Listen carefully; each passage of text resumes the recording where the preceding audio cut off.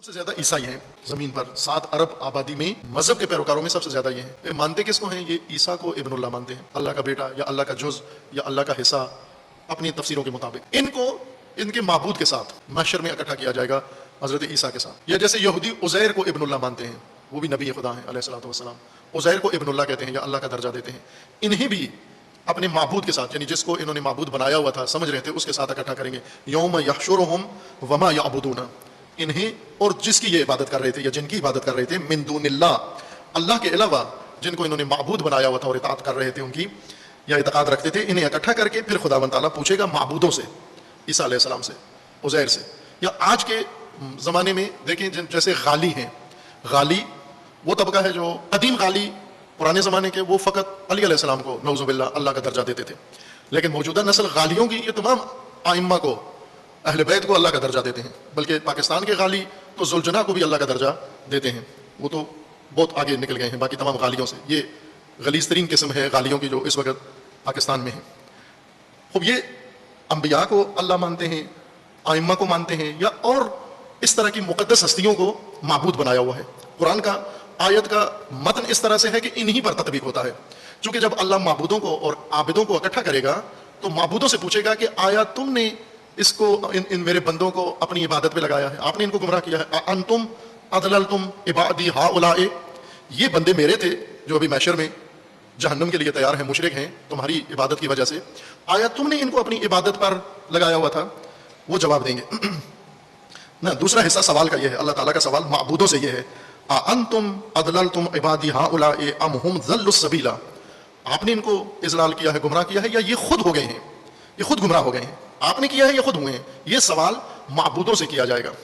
خوب ظاہر ہے یہ اب جواب معبود جواب دیں گے، قالوا سبحانک، لوگ جن کی بندگی کر رہے ہوں گے اور اللہ ان کے ساتھ ان کو شمار کرے گا، تو وہ معبود جن کو لوگوں نے گمان کیا ہوا تھا معبود ہیں، وہ خود نہیں کہیں گے ہم معبود ہیں یا ہم نے انہیں کہا ہے. سبحانک، منزہ ہے، پاک ہے تیری ذات. ما کان ینبغی لنا ان نتخذ من دونک من اولیاء، پاک ہے تیری ذات اے ہمارے پروردگار، منزہ ہے تو، برتر ہے تو. ما کان ینبغی لنا، ہمیں یہ حق نہیں پہنچتا، ہمارے لیے یہ سزاوار نہیں ہے. بہت خوبصورت تعبیر ہے، ما کان ینبغی لنا، یہ ہمیں حق نہیں پہنچتا، ہمارے سزاوار نہیں ہے، ہمارے لیے ممکن نہیں ہے کہ ہم کہیں یہ بات کہ آپ ہمیں معبود بنو اپنا، اور تیرے علاوہ ہم کسی کو ولی اختیار کریں، خود ولی بنے، یا تیرے علاوہ ہم کسی کو ان کا یا اپنا ولی قرار دیں. ما کان ینبغی لنا، یہ ہمیں حق نہیں، یہ ہمارے لیے سزاوار نہیں، یہ ہمارے لائق نہیں، یہ ہماری شان کے مطابق نہیں کہ ہم نے یہ کیا ہو، ان کو یہ کہا ہو کہ ہم یا کوئی اور تمہارا اللہ کے علاوہ ولی ہے. ما کان ینبغی لنا ان نتخذ من دونک من اولیاء، تیرے علاوہ کوئی ولی ہم بنا لیں، یہ ہماری شان نہیں ہے، تو ولی ہے فقط ہمارا. اور یہ جواب تو وہی دیتے ہیں جو موحد ہیں، جو توحید ہیں، جو خالصتاً اللہ کی ولایت میں ہیں. اور کون سے ایسے لوگ ہیں جن کی لوگوں نے عبادت کی ہے لیکن انہوں نے اللہ کی عبادت کی ہے؟ تو یہ صرف انہی ہستیوں پر منطبق ہوتا ہے جو خود اللہ کے بندے ہیں خالص، اور لوگوں نے ان کو اللہ کا اللہ مان لیا ہے، نعوذ باللہ. جیسی مثالیں دی ہیں کہ یا، اور یہ منحصر نہیں ہے انہی کے اندر، آج کے موجودہ فرقوں میں یہ عبادت کثرت سے ہے اور یہ غلو کثرت سے ہے.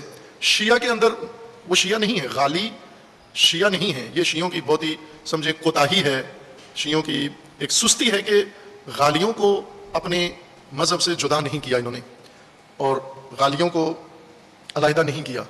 قادیانی، آج بھی قادیانی مرزائی جو مرزا غلام احمد کو نبی مانتے ہیں، رسول اللہ صلی اللہ علیہ وآلہ وسلم کی خاتمیت کے قائل نہیں ہیں، خاتم الانبیاء نہیں مانتے، اور وہ یہ کہتے ہیں ان کے بعد بھی نبی ہیں، اور مرزا غلام احمد نعوذ باللہ نبی، جھوٹا نبی. اس جرم میں حنفی، ان کی رسمی فقہ ابھی بھی حنفی ہے، یہ حنفی مذہب کے پیروکار ہیں. ابھی بھی جو قادیانی علماء ہیں، فقہا ہیں، وہ حنفی فقہ کے مطابق فتویٰ دیتے ہیں. امام ابو حنیفہ کو اپنا پیشوا فقہ میں مانتے ہیں، شریعت میں، لیکن اس کے باوجود حنفیوں نے یہ نہیں کہا کہ اگر ان کو ہم غیر مسلم قرار دیں تو حنفی کم ہو جائیں گے، حنفیوں کی تعداد دنیا میں کم ہو جائے گی، لہٰذا ان کو دبا رہنے دو اندر، حنفی تو ہے نہیں.